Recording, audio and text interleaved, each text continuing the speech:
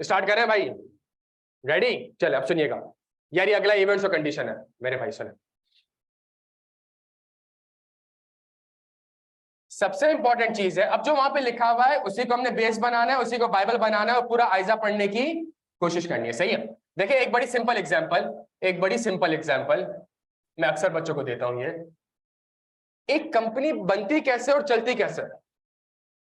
हाँ जी, एक कंपनी बनती कैसे और चलती कैसे भाई? हाँ जी, कंपनी बनाने के लिए कोई ना कोई शेयर होल्डर होगा ना यार, फिर किसी ना किसी बैंक से लोन लिया होगा, ऐसा ही है? अच्छा, इनसे पैसा लेके क्या करा होगा? Plant and machinery. जानो क्या भाई, पैसे इनसे लेके क्या करा होगा? बैंक में तो इन्वेस्ट नहीं कर दिया होगा ना यार, एक प्लांट लगाया होगा। प्लांट जब लगाया होगा तो प्लांट के लिए क्या चाहिए होगा? प्लांट के लिए क्या चाहिए होगा? सप्लायर को प्लांट में डालोगे? नहीं, सप्लायर से क्या चाहिए होगा? Raw material. सही है, तो आपको एक अदद क्या चाहिए होगा? Raw material.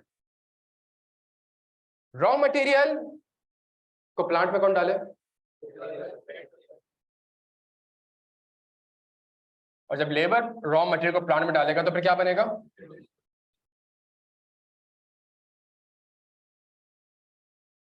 और ये फिनिश गुड्स किसको सेल होंगे?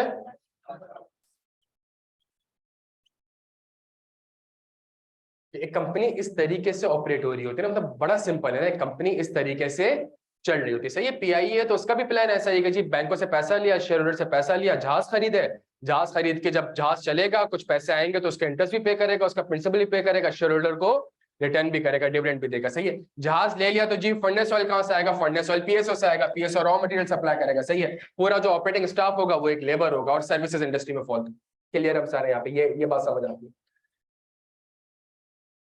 ये सारे के सारे हमने लिखे हैं बच्चों, ये क्या है?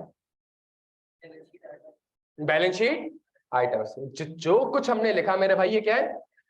ये बैलेंस शीट आइटम। ये क्या है? रिसीवेबल, कस्टमर, ये क्या है? Sales, receivable. सेल्स है क्या रिसीवेबल? भाई सेल्स है क्या रिसीवेबल? रिसीवेबल दोनों दोनों। हाँ, से बैलेंस शीट आइटम है तो रिसीवेबल होगा, पीएनएल आइटम है तो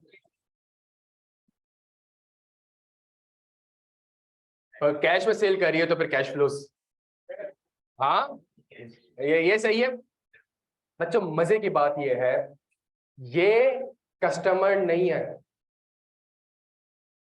ये कस्टमर, ये इवेंट्स और कंडीशन है। अगली क्लास में क्या मतलब इस क्लास में हम कौन से वर्ड के ऊपर फोकस करने जा रहे हैं? इवेंट्स और। तो जो यहाँ पे वर्ड्स लिखे आप समझने जा रहे हैं उसको। सही है? वैसे माहौल बनाया है तो हमारे पास अगर ये कस्टमर है, अगर ये फिनिश गुड्स है, अगर ये लेबर है, अगर ये रॉ मटेरियल है, अगर ये जो लिखा हुआ ये वो नहीं है, ये क्या है? ये इवेंट्स और कंडीशन है। अगर आपका एक कस्टमर जो कि आपका बड़ा कस्टमर है, अगर आपका मेजर कस्टमर है और वो मेजर कस्टमर आपका क्या हो जाता है? आप बैंक करप्ट नहीं हुए, आपका मेजर कस्टमर क्या हो जाता है? बैंक करप्ट हो जाता है। या आपका मेजर कस्टमर आपके साथ एग्रीमेंट क्या कर लेता है? जल्दी जल्दी, या आपका मेजर कस्टमर आपके साथ एग्रीमेंट क्या कर लेता है? टर्मिनेट कर लेता है। या कोई भी ऐसी रीजन जिसकी वजह से वो आपसे कह दे कि मुझे आपसे माल नहीं खरीदना। प्यारे बच्चों ये क्या कहलाएंगे? ये इवेंट्स और कंडीशन कहलाएंगे जो कि सिग्निफिकेंट डाउट्स क्रिएट करेंगे। किस चीज के ऊपर? गोइंग कंसर्न के ऊपर। ये कॉन्सेप्चुअली और लॉजिकली समझने की कोशिश करिएगा मेरे साथ। जो आइजा में लिखा हुआ है 20 इवेंट्स और कंडीशन, वहां तक ना, बिकॉज पेपर उन 20 इवेंट्स और कंडीशन से नहीं आता, उसके अलावा 20 अरब इवेंट्स और कंडीशन हो सकती है। जब एक लॉजिक समझ आ जाएगी तो आइजा ने रिसीवेबल में क्या बताया? आइजा ने रिसीवेबल में बताया, कस्टमर में बताया कि कस्टमर क्या हो गया? दूसरा एग्रीमेंट, तीसरा, चौथा, पांचवा, छठा, सातवां, it could be any reason जिसकी वजह से कस्टमर आपका माल ना खरीदे। फॉर एग्जाम्पल कस्टमर मर गया। सही है? फॉर एग्जाम्पल आपके प्लांट में आग नहीं लगी, कस्टमर के प्लांट में आग लग गई। सुनिएगा मेरी बात को। सही है? It could be any reason जिसकी वजह से कस्टमर आपसे माल ना खरीदे। प्यारे बच्चों ये क्या कहलाएंगी? ये इवेंट और कंडीशन क्यों है? क्योंकि अगर ये मेजर कस्टमर है, अगर ये मेजर बड़ा कस्टमर है, और अगर ये आपसे माल नहीं खरीद रहा, तो इसका मतलब है क्या आपके पास ये जो बैलेंस शीट पीएनएल में आप कह रहे थे, क्या आपके पास पैसा आएगा? जब आपके पास पैसा नहीं आएगा प्यारे बच्चों, तो क्या आप बैंक को रीपे कर सकेंगे? जब आप बैंक को रीपे नहीं कर सकेंगे तो बैंक क्या करेगा? बैंक क्या करेगा? बैंक आपका पूरा का पूरा प्लान अपने जब्त कर लेगा, अपने कब्जे में कर लेगा। प्यारे बच्चों मेरी बात ये सुनिएगा, ये एक बंदा, ये जितने बंदे हैं ये बंदे नहीं है, ये हर कोई मनुष्य है। इनमें से कोई एक मनुष्य दिखाएगा, सब के सब अपनी औकात दिखाएंगे। मेरी बात तभी तो कहते हैं गोइंग कसम में इवेंट्स और कंडीशन, इसमें से एक अपनी औकात दिखाएगा, सारे के सारे अपनी औकात दिखाना स्टार्ट करेंगे। कैसे? अगर कस्टमर आपके पास माल नहीं खरीदता कस्टमर आपसे, तो इसका मतलब है आपके पास पैसे नहीं आएंगे। जब आपके पास पैसे नहीं आएंगे तो आप लेबर को पैसे नहीं पे कर सकेंगे। जब आप लेबर को पैसे पे नहीं कर सकेंगे तो लेबर फिनिश गुड्स, तो जो थोड़ी बहुत सेल हो रही थी वो भी क्या हो जाएगी? रुक जाएगी। सही है। जब आपके पास पैसे ही नहीं आ रहे होंगे तो आप सप्लायर को, बैंक को रीपे, जब आप बैंक को रीपे नहीं कर पाएंगे, पैसे नहीं होंगे, तो आप सप्लायर को रीपे नहीं कर पाएंगे, सप्लायर भी आपको माल सप्लाई करना छोड़ देगा। जब आपके पास पैसे ही नहीं होंगे तो क्या शेयर होल्डर को डिविडेंड दे सकेंगे? क्या लॉसेस में से डिविडेंड दिया जा सकता है प्यारे बच्चों? क्या लॉसेस में से डिविडेंड दिया जा सकता है? तो इसका मतलब है एक मनुष्य बनेगा, सब के सब अपनी औकात दिखाएंगे प्यारे बच्चों। These are called. और अब एक एक करके हर चीज को देख ले, हर चीज को देख ले। ये क्या है? नहीं, ये इवेंट्स और कंडीशन है। ये इवेंट्स और कंडीशन कैसे आप खुद बता दें। अगर अगर माल ही नहीं मिले, माल क्यों नहीं मिल रहा भाई? तो वो तो सप्लायर में लिख देंगे ना। और raw material, raw material, raw material पे बैन लग गया। आपका रॉ मटेरियल कॉटन है, टेक्सटाइल का मैं ऑडिट कर रहा था, उनका रॉ मटेरियल क्या है? कॉटन है। और पाकिस्तान में जो फ्लड आया तो 50-55% प्रोडक्शन कॉटन ही नहीं है। कॉटन नहीं है तो भाई जो इतने बड़े बड़े प्लांट लगाए हुए हैं, इनका क्या करें? इनका क्या करें? इंपोर्ट कर लेंगे, इंपोर्ट पे बैन लगा हुआ है। इंपोर्ट कर लेंगे तो इंपोर्ट पे प्लांट ऐसे पड़ा पड़ा रह के जंग लग गया उसको। आपके समझ आ रही? इम्पेयर, बट इम्पेयरमेंट से बड़ा रिस्क। सही है। सेम चीज कोविड में हुई थी, सेम चीज कोविड में हुई प्यारे बच्चों। कोविड में क्या हुआ? कोविड में ना बैन, ना कॉटन की कमी, कॉटन सरप्लस पड़ा हुआ था। मसला से वो सब ये था, नहीं लेबर भी थी, खरीदने वाला कोई नहीं था। जब घर से आप निकल नहीं रहे तो क्यों टेक्सटाइल की और लेदर की जैकेटें लेके आपने जाना है?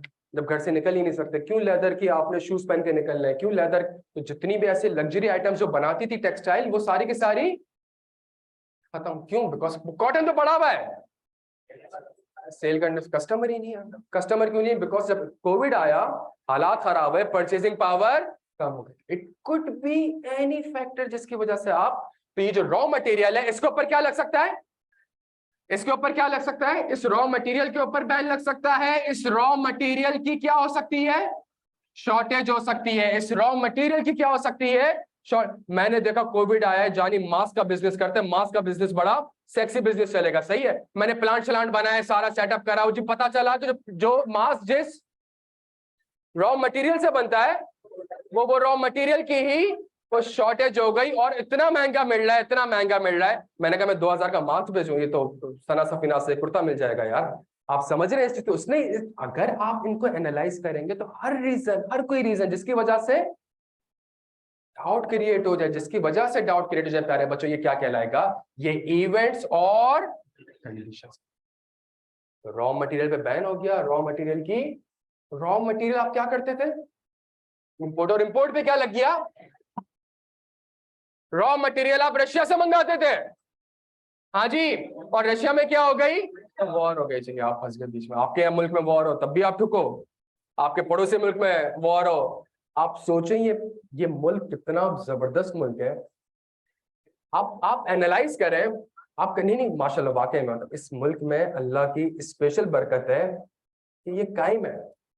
हालांकि किसी की इंटेंशन कायम करने वाली नहीं। आप एक अंदाजा लगाएं, आप अपने आप को एनालाइज करें कि आप एक जगह में रहते हैं, सीधे हाथ वाले से भी आपका फड्डा, उल्टे हाथ वाले से भी खड्डा सही है, जो पीछे है उससे और सामने पानी है, सही है, और पानी में सारे के सारे, और उसके बावजूद आप सरवाइव कर रहे हैं, कोई आपको कुछ कर नहीं सकता। आपका कोई एक शख्स भी आपका, और इंटरनली हम खुद नुकसान पहुंचा रहे हैं इस मुल्क को, लेकिन उसके बावजूद भी हम इतने लोग हैं हमसे लड़ने के लिए, उसके बावजूद हम जजेस भी आपस में लड़ रहे हैं, हाँ, हम पॉलिटिकल पार्टीज भी आपस में लड़ रहे हैं, हम फौज वगैरह भी आपस, हम कह रहे हैं हमको तो आदत हो गई है लड़ने की, जितने भी ले आप सोचें अफगानिस्तान उल्टे हाथ पे हमारे साथ, सही है, वहां पे वॉर चल रही है, बराबर वाले मुल्क में वॉर चल रही है, आपके मुल्क में तो कभी भी पीस कभी भी आ नहीं सके, आप माशाल्लाह सरवाइव कर रहे हो, सही है, ईरान से आपकी बनती नहीं है, इंडिया, मैं उस दिन एनालाइज कर रहा था, इंडिया आपको वीजा देता नहीं है, इंडिया वीजा मतलब इस तरह बिजनेस के लिए, मतलब वहां से उधर एक रिलीजन पर्पस के लिए ना, बट वैसे अगर आप कहेंगे जी मैं उधर पढ़ाने जा सकता हूँ ऑडिट, हाँ मैं ऑडिट पढ़ाने जा सकता हूँ नीचे,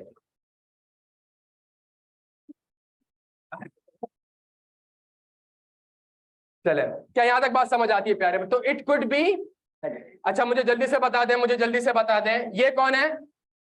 नहीं, ये कौन है? ये इवेंट्स और कंडीशन कैसे? सर अगर बैंक को आपने क्या कर दिया, डिफॉल्ट कर दिया, या आपके कोविनेंट्स क्या हो गए, ब्रीच हो गए, तो प्यारे बच्चों बैंक सारा का सारा पैसा इमीडिएटली मांग सकता है, या उसने जो मॉर्गेज करवाया था वो सिक्योरिटी बेच सकता, सिक्योरिटी है उसके नाम। क्या यहां तक बात समझ आ रही है बच्चों, क्लियर है? अच्छा थोड़ा सा और सुनिएगा, ये कौन है? कैसे इवेंट्स और कंडीशन है? अगर सप्लायर आपको माल ही, तो क्यों माल नहीं देगा भाई? एग्रीमेंट हुआ हुआ है, एग्रीमेंट हुआ हुआ है, क्यों माल नहीं देगा?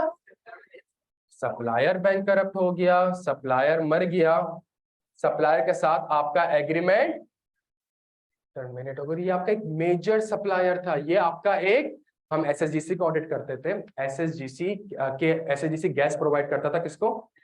के इलेक्ट्रिक को, और के इलेक्ट्रिक उस गैस से क्या बनाता था? बिजली बनाता था, सही। अब के इलेक्ट्रिक बिजली बना रहा है, उसका मेजर सप्लायर कौन है? एसएसजीसी। एसएसजीसी कहता है मैं गैस सप्लाई नहीं करूंगा, प्लांट है, वायरिंग है, कॉपर है, लेबर है, सब है, तो जो अच्छा गैस कहीं और तुम लोगों से नहीं, हमसे खरीद नहीं सकता, गैस में तो मोनोपोली है, एसएसजीसी दूसरों को गैस प्रोवाइड, तो अगर एक मेजर सप्लायर है और वो अगर आपको माल सप्लाई करने से मना कर दे, तो इसका मतलब है जो प्लांट लेके बैठा हूं, जो लेबर लेके बैठा हूं, जो कस्टमर्स लेके बैठा हूं, जो शेयर होल्डर्स लेके बैठा हूं, जो बैंक लेके बैठा हूं, अभी के इलेक्ट्रिक ने रिसेंटली कोई टीएफ सुकूक इशू करे कोई 40-50 अरब रुपए के, और उसने कहा 40-50 अरब रुपए मुझे चाहिए इस बेसिस पे कि मुझे ये काम करना है, और यहाँ इसने लोगों से 40-50 अरब रुपए लिए, और यहाँ एसएसजीसी ने उसकी गैस बंद कर दी। आप सोचा अब वो 50 अरब क्यों लिए इसने, कि वो जो वायरस वगैरह है सारी, उसको उसने क्या करना था उसके ऊपर, ताकि वो यूएफजी या फिर जो इलेक्ट्रिसिटी लॉसेस है वो क्या हो, वो कम हो। अब वो बैठ के तारे तो सही कर रहा है, लेकिन उसके पास गैस ही नहीं है, जब गैस ही नहीं है तो उससे वो बिजली नहीं बना सकेगा, तो वो बैंकों को, शेयर होल्डर्स को, टीएफसी होल्डर्स को पैसे कैसे देगा? It could be any events और कंडीशन। बच्चों यहां तक बात समझ आती है? ये शेयर होल्डर है, इसी के तो चलती है, अगर इसी ने कह दिया, क्या कह दिया, लिक्विडेट कर दे, अगर इसी ने कह दिया, क्या कर दिया, या शेयर होल्डर को डिविडेंड नहीं मिल रहा, एप्रोप्रिएट रिटर्न नहीं मिल रहा, तो इन बेसिस में भी अगर आपने कंपनी लॉ में पढ़ा हो कि जी आपके पास शेयर होल्डर भी कंपनी को वाइंड अप कर सकता है, लिक्विडेट कर सकता है बेस्ड ऑन सर्टेन ग्राउंड। सही है, ये जो क्रेडिटर है ये भी कोर्ट के पास एक एप्लीकेशन लेके जा सकते हैं कि जी कंपनी को क्या करें, वाइंड अप। तो ये तो अगर आप डिफॉल्ट कर गए तो क्रेडिटर भी आपकी कंपनी वाइंड, तो ये क्या है, ये इवेंट्स और कंडीशन है जो कि सिग्निफिकेंट डाउट क्रिएट कर सकते हैं किस चीज के ऊपर, गोइंग कर। बच्चों इस एग्जांपल से थोड़ा ये समझने की कोशिश करिएगा, ये लेबर है, हाँ क्या हो गया, लेबर की शॉर्टेज हो गई, या लेबर कहाँ चली गई, इसका मतलब सब कुछ है, लेबर ही हो, जब लेबर ही नहीं है कैसे होगा प्रोडक्शन। बच्चों यहां तक बात समझ आती है? तो ये इवेंट्स और कंडीशन तो बहुत ही कॉमन सेंस है।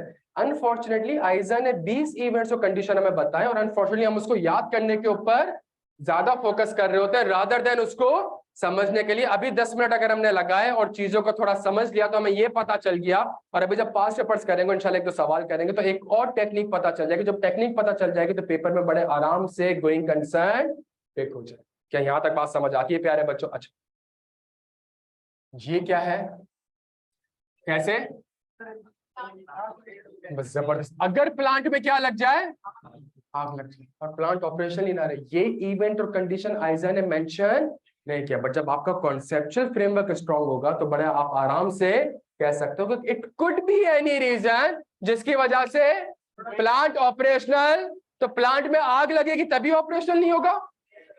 वियर एंड टियर और इसके अलावा एक अच्छा सा वर्ड बताएं।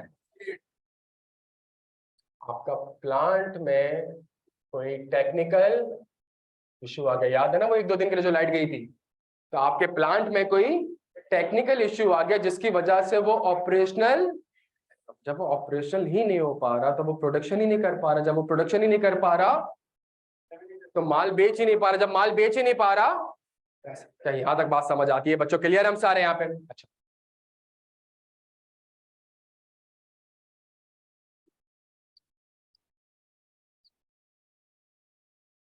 एक चीज को चलाने के लिए, एक कंपनी को चलाने के लिए की मैनेजमेंट पर्सनल का होना जरूरी है, सही है। और वो की मैनेजमेंट पर्सनल क्या है? वो की मैनेजमेंट पर्सनल ये है कि यार अगर ये लोग कंपनी में होंगे तो कंपनी अच्छी चल सकती है, अदरवाइज कंपनी का चलना थोड़ा सा मुश्किल हो जाएगा। एलॉन मस्क एक की मैनेजमेंट पर्सन है। पाकिस्तान में आरिफ हबीब, आरिफ हबीब भी अगर अपनी कंपनी से हट जाए तो आरिफ हबीब ग्रुप कोलैप्स कर जाएगा। जहांगीर सिद्दीकी नाम सुना है ना जेएस का आपने, तो जहांगीर सिद्दीकी बहरिया। तो कुछ कंपनी को चलाने के लिए उनके कुछ, अगर एक आईटी बेस्ड कंपनी है तो आईटी बेस्ड कंपनी का जो फाउंडर होगा या जो की मैनेजमेंट पर्सन होगा या जो चीफ एग्जीक्यूटिव होगा वो इतना आईटी एक्सपर्ट होगा कि अगर वही ना रहा है तो कंपनी, तो भाई प्लांट भी है, सब कुछ भी है, कैंपस भी है, ए टू जेड सारी चीजें, लेकिन अगर कुछ की टीचर्स ही कैंपस में मौजूद नहीं होंगे तो कैंपस की गोइंग कंसर्न में डाउट क्रिएट हो सकता है। तो की मेजर्ड पर्सन। और उसके बाद आइजा आपसे कहता है कि यार ये सारी चीजों की वजह से होगा क्या? इन सारी चीजों की वजह से AKFR एडवर्स की फाइनेंशियल रेशियोज के, अगर पैसा आ नहीं रहा, पैसा दे नहीं पा रहे, तो इसका मतलब है वो एडवर्स की फाइनेंशियल रेशियोज होंगे क्या? वो आपकी करंट लायबिलिटी एक्सीड कर जाएगी किससे? आपके कंपनी में क्या क्या जाहिर होना स्टार्ट हो जाएंगे? लॉसेस। आपकी जो इक्विटी है वो क्या हो जाएगी? ये कुछ एडवर्स की फाइनेंशियल रेशियोज रिफ्लेक्ट होना स्टार्ट हो जाएंगे, जो कि आपको कहां दिखेंगे? पीआईए के अकाउंट्स में दिख जाएंगे कि जी उनकी करंट लायबिलिटी एक्सीड कर गई है किससे? करंट एसेट से। उनके एक्यूमुलेटेड लॉसेज है, उनकी इक्विटी नेगेटिव है, कंपनी ड्यूरिंग द ईयर भी लॉस ही रिपोर्ट कर रही है। बच्चों डन हो गया यहाँ पे? क्लियर हम सारे यहाँ पे? तो हमने अभी एक वर्ड पढ़ा, हमने अब तक बैकग्राउंड पढ़ा, और बैकग्राउंड में जैसे जैसे वर्ड आ रहा है उसका मजीद हम खुलासा किए जा रहे हैं, खुलासा करेंगे इंशाल्लाह, हमारा आइजा कंप्लीट हो जाएगा। बच्चों डन है जी? पीआईए की वेबसाइट, पीआईए के फाइनेंशियल, कौन सी कंपनी अपनी वेबसाइट पे, अगर आप पीआईए की वेबसाइट पे जाएंगी तो वहां पे इन्वेस्टर का एक टैब आ रहा होगा, आप इन्वेस्टर के टैब पे जाएंगी, फाइनेंशियल परफॉर्मेंस आ रहा होगा, फाइनेंशियल परफॉर्मेंस में जाएंगे तो आपको एनुअल रिपोर्ट दिखेगी। एनुअल रिपोर्ट होती है, उसके अंदर फाइनेंशियल स्टेटमेंट्स भी होते हैं, और फाइनेंशियल स्टेटमेंट्स में पीएनएल भी होता है। अगर पीएनएल में लॉस आ रहा होगा तो उसने लॉस दिखाया हुआ होगा। डन हो गया बच्चों यहाँ पे? क्लियर हम सारे यहाँ पे? अच्छा, तो अभी तक कौन सा वर्ड पढ़ा भाई? इवेंट्स और कंडीशन। 2 मिनट दे रहा हूं नोट कर। पसंद है तुम्हें स्ट्रॉबेरी फ्लेवर? पसंद है तुम्हें? हाँ, मैंगो बनाना। चलें जी, पढ़ाई की बात करते हैं यार बच्चों, आ जाए। ये क्लियर है? क्या है ये? इवेंट्स और कंडीशन। तो ये हमारे पास इवेंट्स और कंडीशन है जो कि गोइंग कंसर्न पे डाउट्स क्रिएट कर देंगे, सही है? तो अभी हमने कौन सा वर्ड पढ़ा? ये वर्ड पढ़ा, इस वर्ड को समझने की कोशिश करिए। अब हम मजीद कुछ और वर्ड्स को पढ़ने की कोशिश करेंगे, जैसे हम वर्ड्स पढ़ते रहेंगे हमारे पास ये सारी चीजें कवर्ड, और फिर इंशाल्लाह एक छोटे से 2 मिनट में इसको क्विकली रिवाइज कर देंगे तो आइजा 570 हमारे पास इंशाल्लाह सबमिट जाएगा। डन हो गया? अच्छा भाई, ये कौन है? ऑडिटर। और इसके ऊपर क्या आया, आइजा 570 गोइंग कंसर्न। मुझे ऑडिटर की जिम्मेदारी बता दें, हाँ लड़के, ऑडिटर की जिम्मेदारी बता दें। जो एफएस है वो बिल्कुल सही कह रहा है, जो एफएस है वो, अब जो वहां लिखा है थोड़ा सा उसको स्पेसिफिक देख के बता दे यार जल्दी से।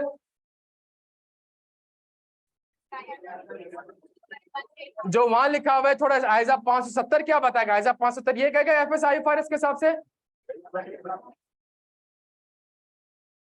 क्या गोइंग कंसर्न बेसिस एप्रोप्रिएट है या नहीं, है या नहीं। इसके लिए एज एन ऑडिटर आपने जल्दी जल्दी जल्दी सफिशिएंट एप्रोप्रिएट, पहले आइजा 570 आपको कहता है एज एन ऑडिटर आपने sufficient appropriate audit evidence obtain करना है कि जो फाइनेंशियल स्टेटमेंट्स है या जो गोइंग कंसर्न बेसिस है वो एप्रोप्रिएट। तो जो कुछ पढ़ेंगे उल्टे हाथ पे ऑलरेडी लिखा हुआ है, सीधे हाथ में उसको डिटेल एक्सप्लेनेशन के साथ लॉजिकली समझना है। डन हो गया प्यारे बच्चों, बिल्कुल रेडी रहना है।